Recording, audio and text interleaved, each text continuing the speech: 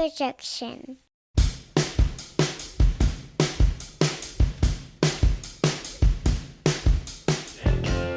Here it is, lizard people. It's Taking It Down, the pop culture podcast from the analytical Alabama TV-loving minds. This podcast is produced by the site, thealabamatake.com, where you can find more podcasts as well as musing on pop culture and beyond. I'm one of the hosts of Taking It Down. My name's Blaine Duncan. It's often I find myself trying to determine why I like what I like, why I hate what I hate. Plus, I'm an English teacher who's usually looking to see how films, TV, books, and music are put together. The classic kid who grew up in front of the television set. That's me. It's thrilled to visit the movie theater. But my ideas aren't the only set of viewpoints you're going to get. With me is an erudite musician with a penchant for reading fine literature. That's going to be Adam Morrow. Our other host, another host who is a media specialist and happens to be a film buff with a plethora of knowledge. That's going to be Donovan Reinwald. And our third host, fourth if you count me, but our third host, she's our resident Lord of the Rings, MCU, House of Dragon, Game of Thrones nerd. She's Natalie Morrow. We'll get to all of them in a second. For this week's Taking It Down, here's what we're going to focus on. The record-breaking first episode of the HBO sword-fighting drama, House of the Dragon. The new FX show, Welcome to Wrexham. And we're going to chime in a little bit on She-Hulk Attorney at Law from Disney Plus and the MCU as we inch closer to fall. Let us know if you're a listener. We could inspire you for your next campfire conversation with your pals. But here they are. I've talked long enough. Let's get to them. On one side of me is this gentleman. He's going to play your campfire if the price is right. It's Adam Morrow. You tell me a dollar figure and where to be. We can work something out. I can't believe you called my wife a dork there in the intro. I mean, we're all dorks, but that's... I know. I think she said mega nerd or something. Mega nerd. I think it was nerd, yeah. Nerd. You're hearing their other voices. This guy, it will welcome you to the home of Mark Twain if you visit him. It's Mr. Donovan Reinwald. Personally, I will personally welcome you. That's him. By name and everything. That's right. And then on the other side of Donovan, sitting here waiting on me to say something dumb about her. Too late. It's too late. It's Natalie Morrow. And she's still waiting on her dilly bar. Oh, curses. Tell you what, you and Adam come play my campfire. I'll pay for gas money and I'll buy you a dilly bar. I was wondering how long we were going to go with this show before the words dilly bar came up. I feel like we would be remiss if we didn't say welcome back to Mr. Blaine Duncan. God, we miss you so much. He called us all hosts, but I think we heard last week we need the true host of the show to keep things on the rails. Let me tell you something. This site doesn't stock up on dilly bars by itself. I had to go do a purchase order. It was a big deal. We got a done up real good listener of the week, and it is. Are we done with this segment? Have we milked it for all it's worth? Are we out of listeners? We're out of fucking listeners. This is the last one, right? Because let's make it a summer thing. You know, summer's kind of unofficially over at the It end is for me. Of this week. Well, we got Labor Day coming up, right? That's kind of, I mean, it's still hot as hell down here for another month and a half, 2 months, but... I'm going to award Alabama Take author. She's really excellent at her multiple jobs. She's multi-hyphenate. It's Samantha Simmons, and I wouldn't be surprised if she's a House of Dragons fan. I have never asked her straight up, but that would not surprise me in the least. She's, speaking of erudite people, she's very knowledgeable on a lot of stuff. So find her. You'll see her writing on the site, and she's awesome. Hi, Sam. You know, we ran this poll on Twitter and Instagram for Taking It Down, Taking It Down Pod, if you are interested in the more specific discussions on TV and movies. We'll try to get to them there. Anyway, I ran this poll on Twitter and Instagram for Taking It Down, and like 4 people voted, and I think one of them was me. Record turnout. Yeah, right. What is this, a midterm? The question I posed was, have either of you heard of this show, House of Dragons, and should we cover it? That's the question. Our 3 listeners, our 3 voters, have they ever heard of this show? And? You know, it was about 75% cover it, even though we're going to be a week behind the show every week. And 25% said, why bother? Was that you? No, I'm for it because I've got a lot of opinions on this show. Although it's Yeah, only I one do episode too. deep. Yeah, all jokes aside, the show is a prequel to Game of Thrones. I think it's set about 172 years earlier than Daenerys Targaryen. And again, Natalie's here to correct me if I'm wrong about any of this. It's about the Targaryen dynasty of yore. If you've ever been interested in things of yore, this is it. If the original run wasn't your enough, we're getting even deeper into the your. That was modern yore. It Yeah. really was. Which brings me to my first complaint. Things haven't changed enough. Things haven't changed. Like, I would love it if they hadn't invented the wheel or something. If they're just like, we need ye wheel for ye wag. But I haven't seen a wheel, so maybe that's the case. I don't know. I was also thinking that because I read an article once that Game of Thrones really isn't a medieval world; it's a Renaissance world, and that has nothing to do with this. But watching this made me think like nothing's really changed. It's just the same world. Donovan, you and I are the guys who are nitpicky about somebody using the wrong cell phone in the wrong time period in a movie. Yeah. Wouldn't this be accurate though? I mean, for most of human history, Slow moving. Yeah, I mean, like we have the most warped sense of this because things change so fast all the time. But like, I mean, for most of human history, you could reasonably expect that your grandfather and your grandson would kind of have the same life. Dragons and everything. Yeah, dragons and everything. Dragons and all. House of the Dragon, House of Dragons. What is it? Well, now that you've said it 3 different ways, I can't remember. It's House of the Dragon. There we go. That's why Natalie's here. She's the expert. And I'm out. Done. It broke records as an HBO debut. I guess that surprised none of us. That actually surprised me, just because I don't know about how maybe y'all felt very differently than I did about the ending of Game of Thrones, but I wasn't a fan. No, none of us.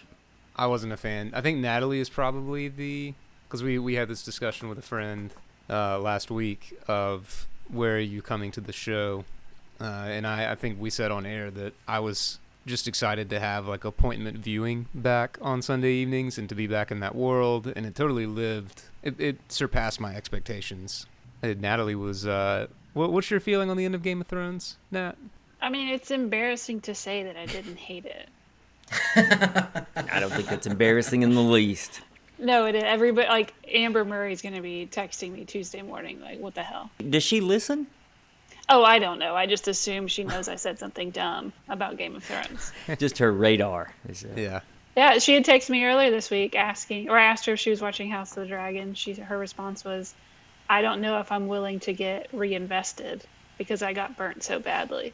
And I think that's like a very like collective thought of people are kind of annoyed that they like this show. That's kind of how I was feeling. Like I'm a little scared. You know, I enjoyed it. I thought the first episode was pretty good. We got to go to a brothel, which is a rarity in Game of Thrones. But I was a little, like, what if they burn? How badly are they going to hurt me again? Donovan, if I said kudos to that one guy in the brothel who really paid attention, would you know which guy I was talking about? I'm not sure that I would. Yeah, he's mid-hunch. Yeah, there's one guy who was on the table who it's kind of seared into my brain. Anyway, Game of Thrones is back. You're not the only one to have noticed. I was paying attention to the principal actors in the scene, not superfluous side characters. I tell you what. This show, this first episode, if you can judge a show by its first episode, you can. But one thing I was let down by was it wasn't as sprawling. Everything's centered right there in King's Landing. All the plot unfolded in King's Landing. And, you know, I enjoyed seeing the woods and the broken paths and the north and all that in the original. And yet he won't watch A Lord of the Rings. I tell you what. I'm getting around to it. That's going to happen. It's going to Basically, happen. all they do is walk through the woods. Yeah, it's great. Woods and broken paths.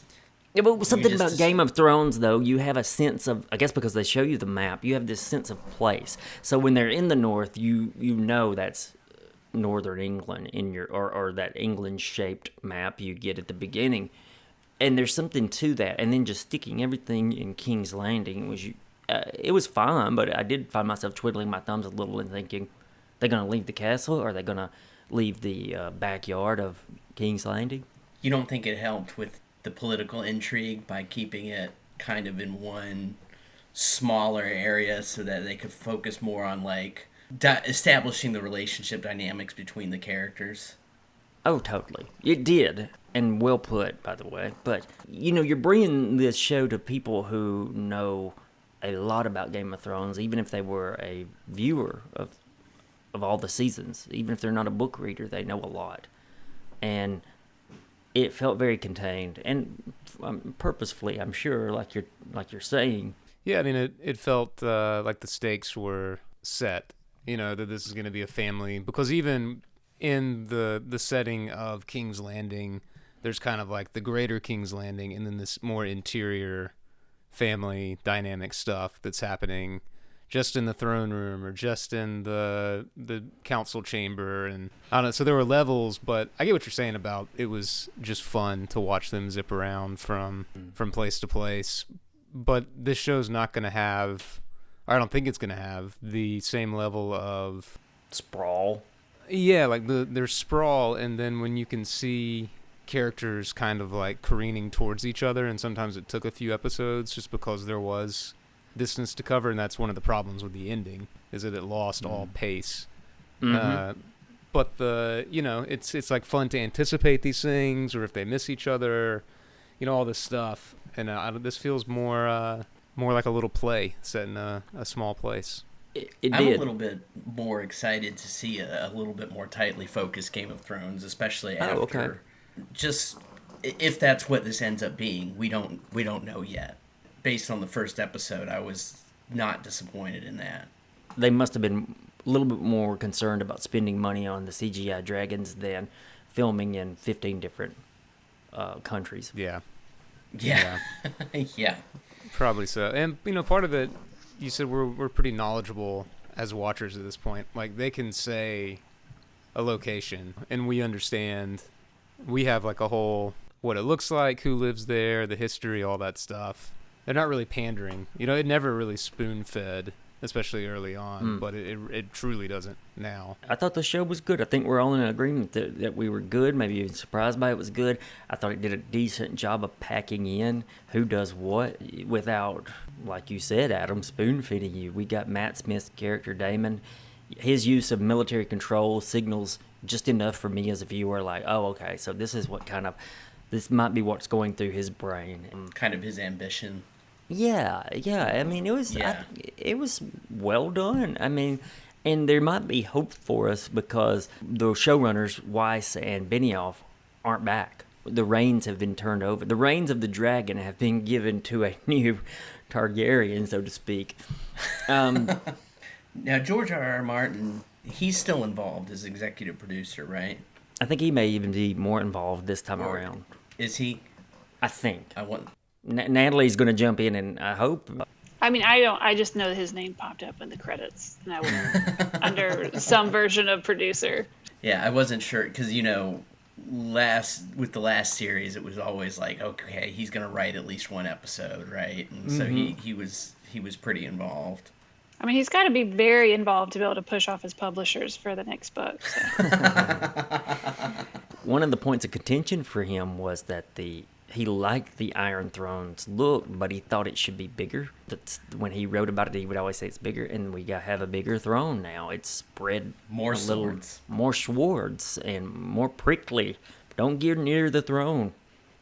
Yeah, we got to see. Is it Viserys? Is that the king? We got to see his. I don't know where that's gonna go, but he has a mystery wound from the Iron, which was kind of gross, from the Iron Throne. That part of the lore is that if you're supposed to be there, you're not going to get hurt by it. Isn't that supposed to be a thing? He just wants to make his little models. Interesting. Well, he's not long for this world, this particular world. He can't be because we've got everything set up in the first episode between Damon and the young lady. Rhaenyra? Help us out, Nat. Yeah. Rhaenyra, is that her name? Are we saying it right? Yeah, I think it was. Now, Blaine, I'm curious. Have you watched much of Matt Smith before? I know Nat and Adam have. Yeah, his name's Adam.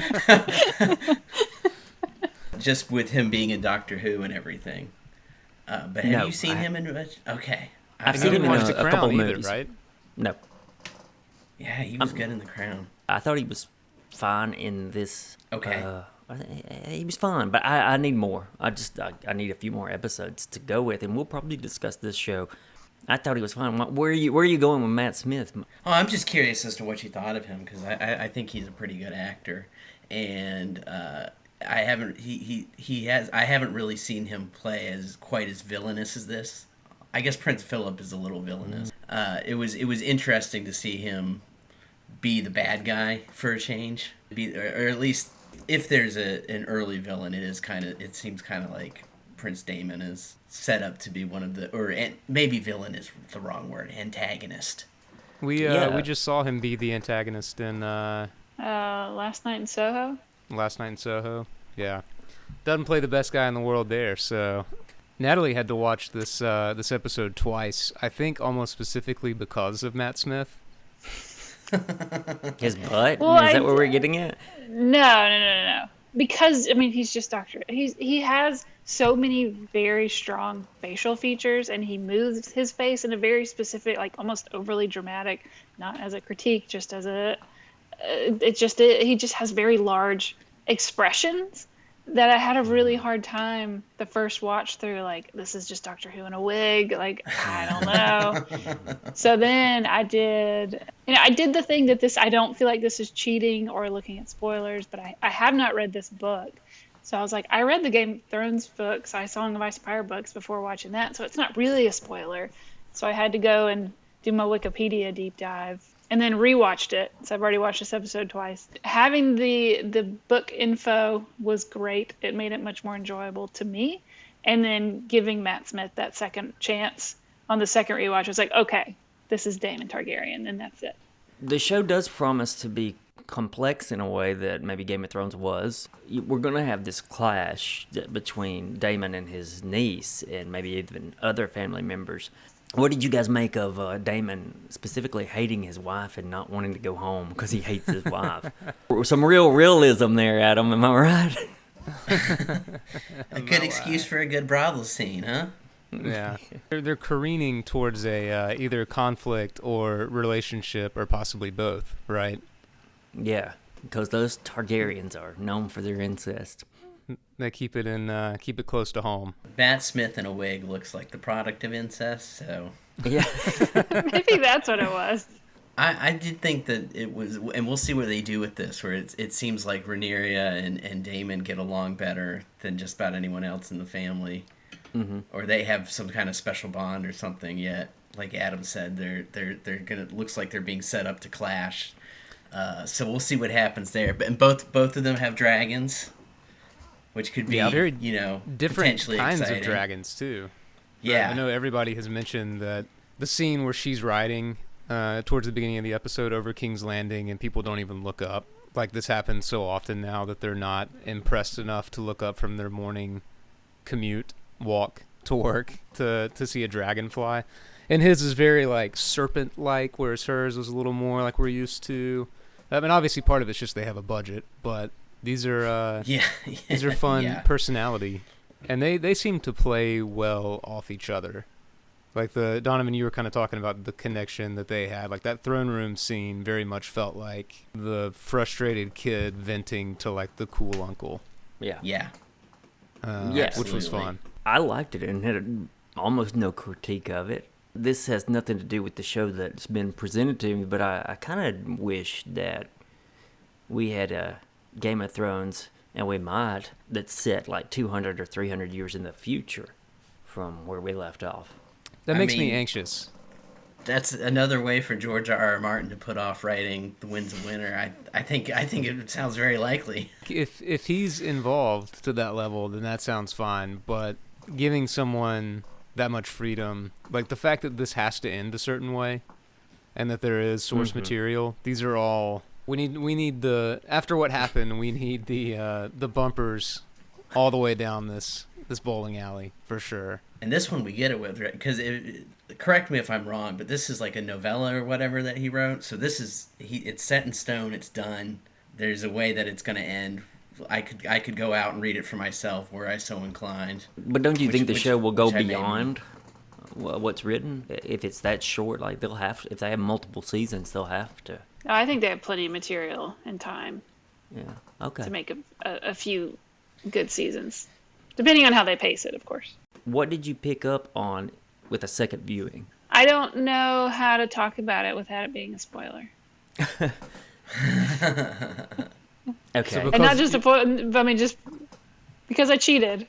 Yeah. They're hinting at things in a fun way. Yeah, and there's there's a few, like the obvious one. There was the callback to the cat's paw dagger that Arya eventually kills the guy with.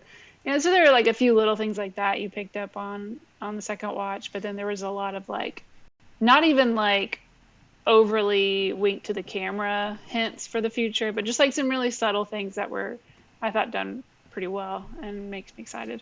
When you watched it for a second time, I came home one night and she said, "Yep, watched it for a second time." So I don't know. I wasn't around for this. Did you sit through the birth scene again? I didn't even watch it completely the first time. So I same thing, just kind of watched it through my phone.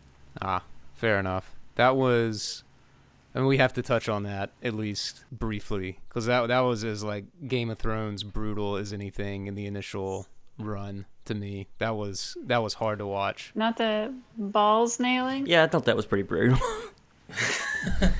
I assumed that one of the questions we were going to get from Blaine was who would you choose?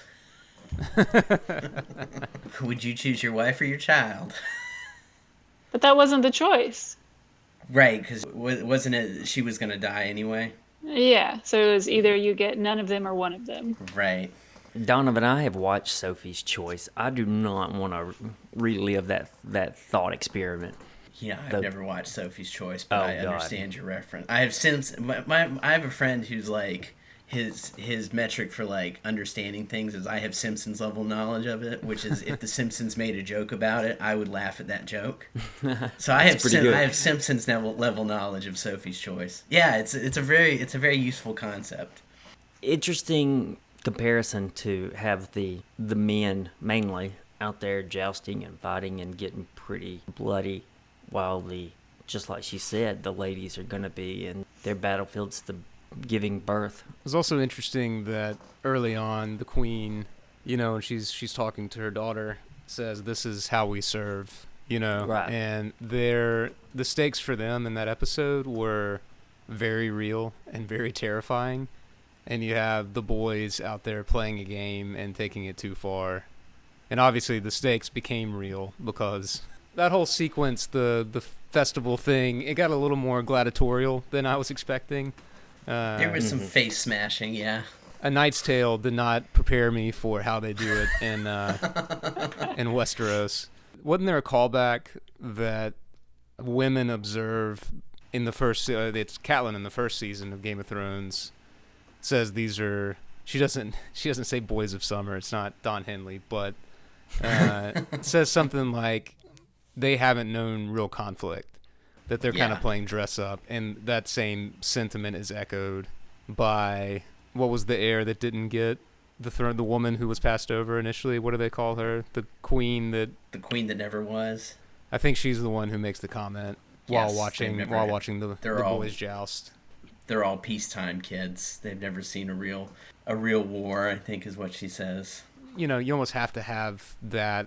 It doesn't feel lazy to me that it's kind of the same feeling, but when things are about to erupt into chaos, I don't think people who have lived through chaos want chaos. You know what I mean? They have to almost be ignorant to it. So I thought that was a nice touch. Is the long winter that the king references the one that comes in the Game of Thrones we're familiar with, or is there another in between? That's I it, believe right? he was talking about our Game of Thrones. Yeah.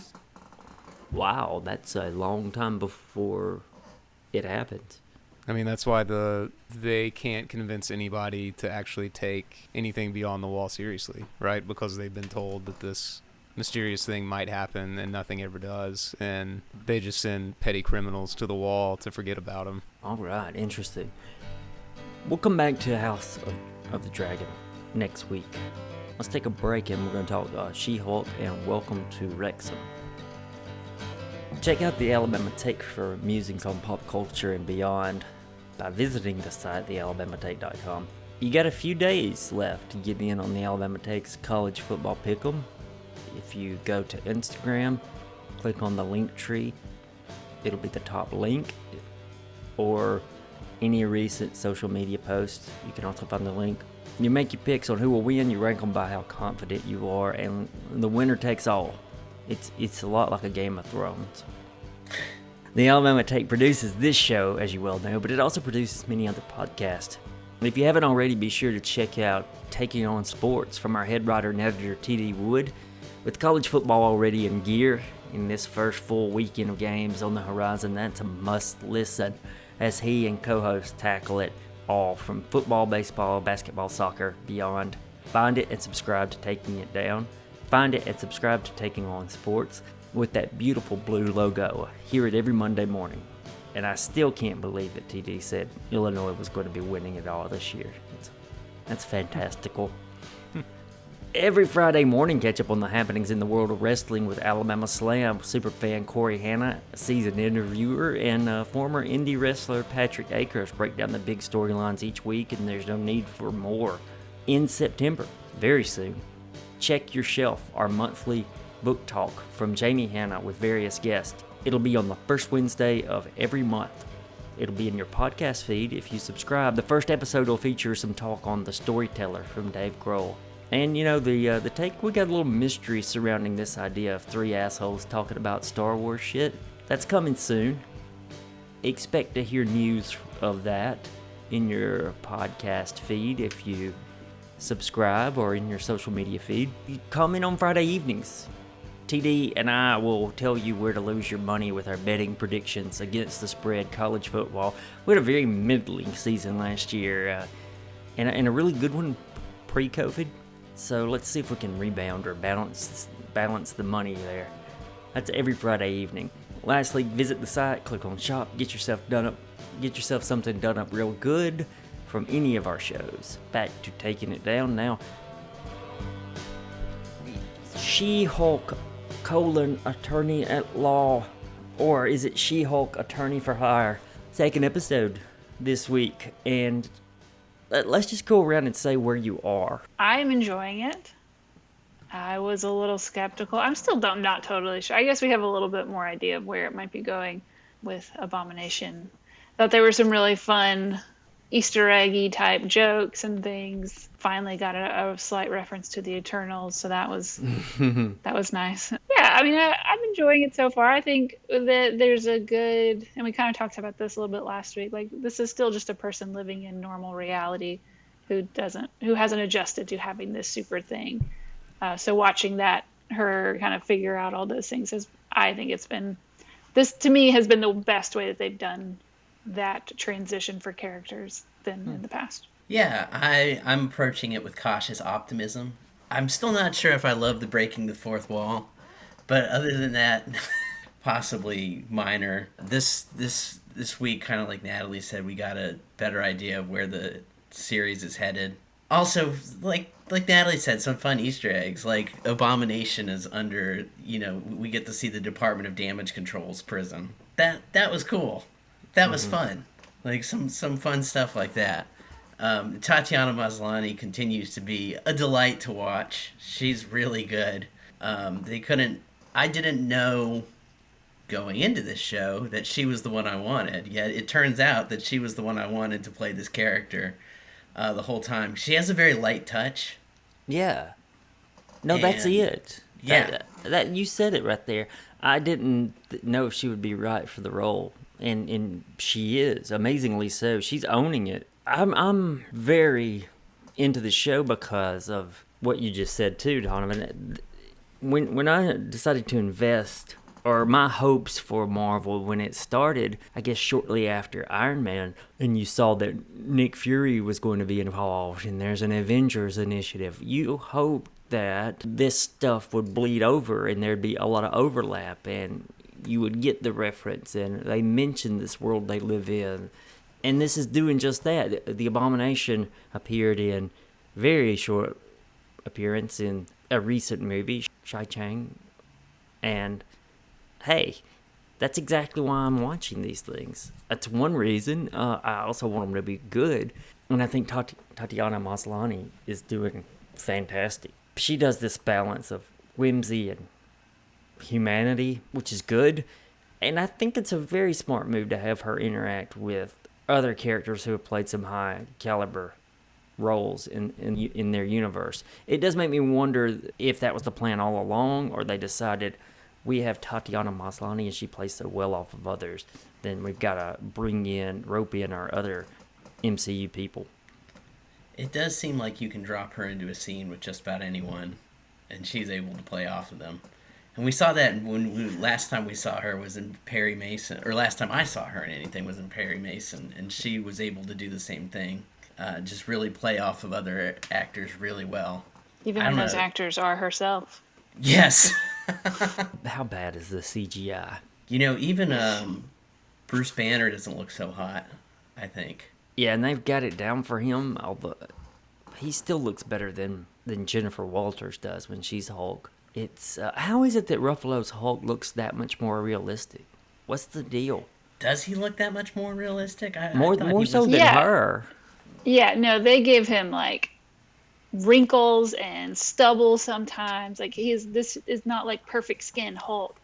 And then of course, She-Hulk gets literally, it's the Instagram filter. Like there are no flaws on her skin, and it is so unnatural. Yeah, she looks like a cartoon. Maybe that's why it's uncanny valleying me, because I do agree that every time they show her as She-Hulk, we're in the uncanny valley, and it's kind of upsetting a little bit.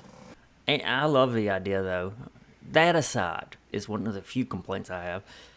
But that aside, I love the idea of what happens to the bad guy after he's caught. Where does he go? What happens? And it's refreshing to see that they show Emil Blonsky claiming he thought he was the good guy. I thought I was doing what was supposed to be done. I know, and the fun part of that scene was her lawyering instincts kick in right away, and she's like, "Are you saying the super soldier serum the government gave you made you do this?" She almost can't, even as she's not sure if she's going to take the job. She can't help her. She's such a good lawyer that she can't help herself. And I thought, I don't know, I thought that was pretty. Her interaction with him was fun. We've got to get the Avengers to offer health care. I know it's a part-time job. But you have some that might need maternity leave. They were asking the hard-hitting questions, like, do the Avengers offer a salary, health care, maternity leave? You get a free place to live. That's all I know. Not anymore, right? I don't know. Yeah. Oh yeah, it's because it got destroyed. Are there any Avengers left, or are the Avengers done? I mean, you got Hawkeye. Hawkeye. Thor. Unless this is like a weird spoiler for Love and Thunder that we haven't seen yet. It's a fun nod that Ruffalo's Hulk makes about Ed Norton's Hulk. That he's a completely different person. Yeah. That was nice. And it's doing playful bits. Something I noticed, it does playful bits even with its lighting. There were these funny green hues in the bar, and then when she's interviewing for the various jobs, it even turns sort of blue, but she's still human, in human form. I thought that was even a nice touch. You're talking about delicate. That was one of those things that delicate, nice touch to pair well with Maslany's performance. I noticed you were talking about the lighting in the interviewing scenes. It does get more and more desolate as she is increasingly. You're right. They are doing some kind of like little playful things like that. I didn't notice the green hues in the bar. They must have passed me by. I watched She-Hulk this morning, so it's pretty fresh in my mind. And I'll have to, I don't know, maybe I'll have to rewatch it, see if I can pick up on what you're picking up on. Natalie, did you uncover the biggest Easter egg to be found in this episode? What about Wolverine? Yeah. Yeah. Okay. All right. Well, for anyone who's not, there's a few that go, her cell phone her background for her cell phone was a picture of Captain America's ass, if you didn't catch that. I missed that. And when she's scrolling, looking at possible jobs that she could do, now that she doesn't want to be a lawyer anymore, there's a sub-headline somewhere in there that says, "Man fights with metal claws in bar brawl." that's huge, I suppose, for those who paused it and tracked that down. And yeah, we did get the other headline, which was, why is there a giant statue of a man sticking out of the ocean, which is an Eternals reference, and who knew they were going to bring that back up? It's too little too late for that one.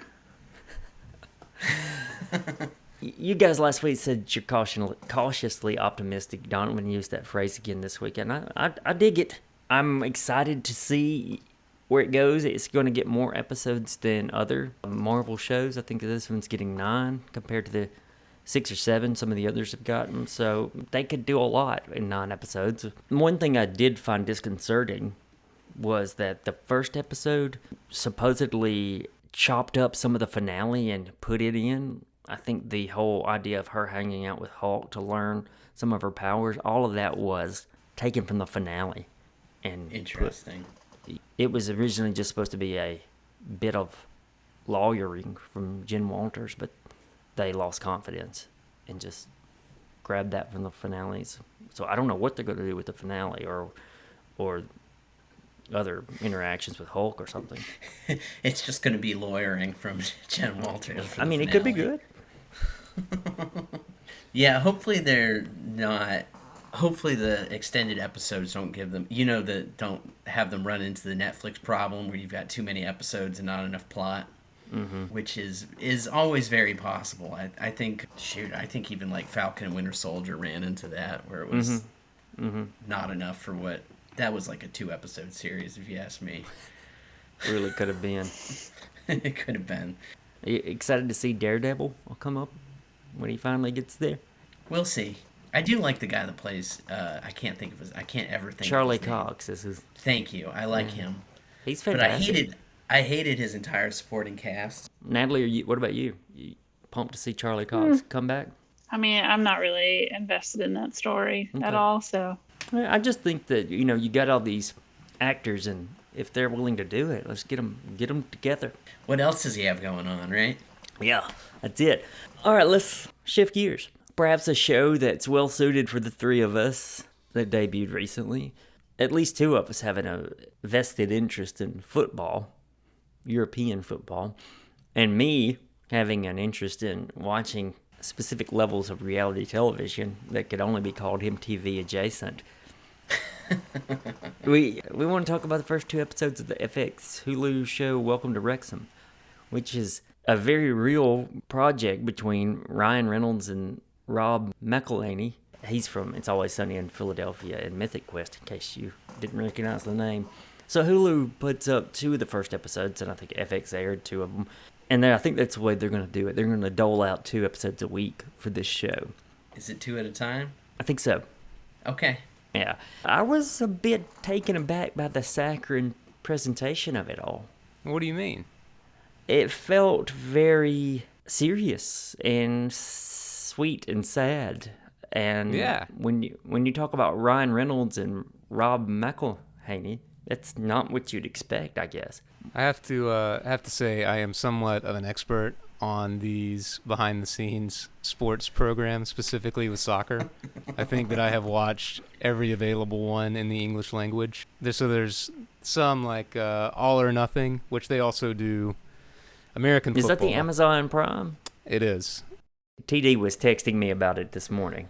Highly recommend. He would be a fan because they're doing Arsenal right now. They did them last season, and it's really, really good. It's a really good season. But there's been other ones, like they did one on Leeds United, which Leeds was truly a sleeping giant of English soccer, had been this massive team and had all the success and got bumped down into lower levels, nowhere near as low as Wrexham, but they had to climb back up, and they followed them. There's 2 seasons, so not to be obvious in my spoilers here, because I think everybody would enjoy this, regardless of being sports fans or not, but they're attempting to get promotion, and there are 2 seasons of the show, so slight spoiler alert for how season 1 ends. And then there's another one called Sunderland Till I Die, where Sunderland is trying to get promotion, and it just keeps getting worse and worse and worse. And a lot of these teams are in the north of England, or they're in places like in Wales for Wrexham, where economic depression is profound, and so tied to the fortunes of these clubs, they're not dreaming like it really was better 50 years ago than it is now. And so there's shades of those programs in this, I guess. I'm having to bite my tongue because I don't want to. I'm real excited about this show and the whole concept. Where does this fit in as a soccer show for you? I don't know what seen all these.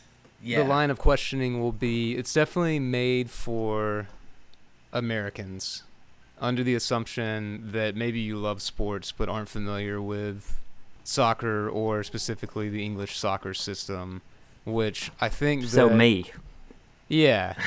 But the last 10 years, basically since NBC got the contract for the Premier League, I feel like soccer literacy in America has exponentially grown. Mm-hmm. I don't think they're over-serving it, but I do think that even the way that they shoot the games is a little bit different than these other programs that are a bit more sports-focused. And that's not a bad thing, but I am intrigued about how long, because we kind of just catch the tail end of the season where they only have a couple games really to film. It's funny to know that there's other TV out there that's pretty much like this, because I thought this show was already riding the coattails of Ted Lasso in its presentation.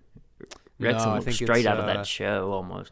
Well, the big difference is that when Ted Lasso starts, they are a Premier League team in a well-to-do part of London. So everybody on screen has piles of money.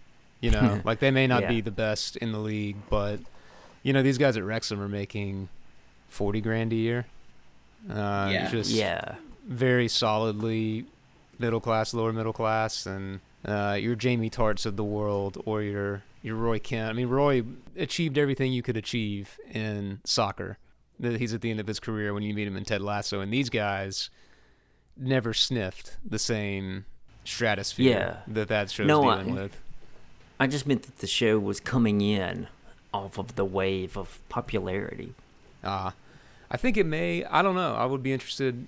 I've seen quotes where Ryan Reynolds and Rob McElhenney said they almost bought this club because they love sports documentaries. Wow. So they may be coming more from the Sunderland Till I Die kind of shows than the Ted Lassos, but I don't know. They definitely were making a documentary from the beginning, right? Because even, I mean, unless there's some creative editing, which who knows. Mm-hmm. Even before they knew if they were going to get the team, they were filming everything. Yeah. I guess just to be safe. Imagining them also, because they're producers on the show, it's not like they are being... Like they're getting final cut, I would assume, on what makes it to air. And I trust those guys to do the story justice and not prop themselves up. You know what I mean? There are people who you would say, they're giving themselves a better edit than is real. But I think they have enough of a sense of humor that, and even little things like when their representative goes and talks to the players, mm-hmm. and he walks out and they let the door close and linger on him, and you hear them all laugh. That kind of like uncomfortable, that guy's an idiot kind of laugh. Yeah. That was, that they all were just like laughing their asses off in the editing room at that. The presentation of the town was so captivating. It looked exactly like where I grew up. It's just in Wales, or it was reminiscent. You grew up in Wales? Well, almost. If that was the majority of Wales, then kind of similar. I do wonder if it's going to be full of cliches, this show. Some of them can't be manufactured, I don't suppose. But I was going to say, did anyone else find themselves enjoying, honestly, more of the... I found I liked it more when it focused on the town, the people, and the players than Ryan Reynolds and Rob McElhenney. The decisions that they were having to make were not as interesting to me as, like, say... the player who's been there for the guy who got cut. Yeah, absolutely. That was much more interesting to me. I'm all in on seeing life in towns in Wales or England, and I would watch that. Even a documentary series on towns like this, and then of course you got the score.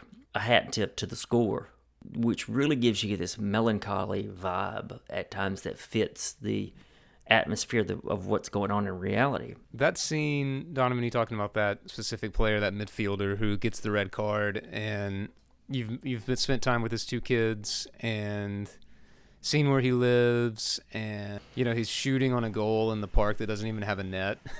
Yeah. with the two kids, and he gets that red card and gets sent off, and not only is he thinking about his career, he's thinking about playing for this club, and he's gone. He doesn't have a job in the next 24 hours, and then it does take you out of it a bit when it then flashes to Rob McElhenney's like detached office space in his backyard that's nicer than most people's houses. Yeah. Which I feel like they're self-aware enough about that. Even when he joked, he was like, I had this idea and I have TV money and that's great, but I needed that's like film star money. Yeah. And he kind of went through the list of his Ryan Reynolds selling gin and selling all this he's got money. Yeah. I thought it was smart to end that second episode to have that early in the season. I assume there's going to be more than 4 episodes, but having yes. having it in with a tie and no playoffs is great because there's more episodes. We're probably going to deal with the next season very soon, rather than having to set up a whole season of are they going to make the playoffs and then no they don't, and then we have to wait to figure out what happens in the Welcome to Wrexham's next season and the season for the club. I mean, for them to get the club late in the soccer season and immediately have to make all those difficult decisions, and even you're watching and they have the new owners maybe have a very very American idea of like how to run things. Like when they're like, well, if they are getting results, then I guess we stick with it. Like that's not really long-term thinking. That if they could have band-aided that problem, they didn't want to fire these coaches, but seeing them having to work through that, and then it doesn't happen in like the best and most frustrating way. Like getting a tie and not achieving your goal is such a encapsulation of why I think soccer is so great. Yeah. I was a little bit let down in the second episode that Ryan Reynolds and Rob McElhenney wasn't as present. I kind of wanted them to be a little bit more hands-on, or at least in Wales. Really, for some of I kind of liked seeing more of the town and the players and the people that we're getting involved with, and honestly, the owners were kind of the least interesting part of that episode to me. It's great that he got up at 4 a.m. or whatever to watch. Yeah. Rob McElhenney got up at 4 a.m. to watch the game and all that, and he hates losing and all that. But I thought they did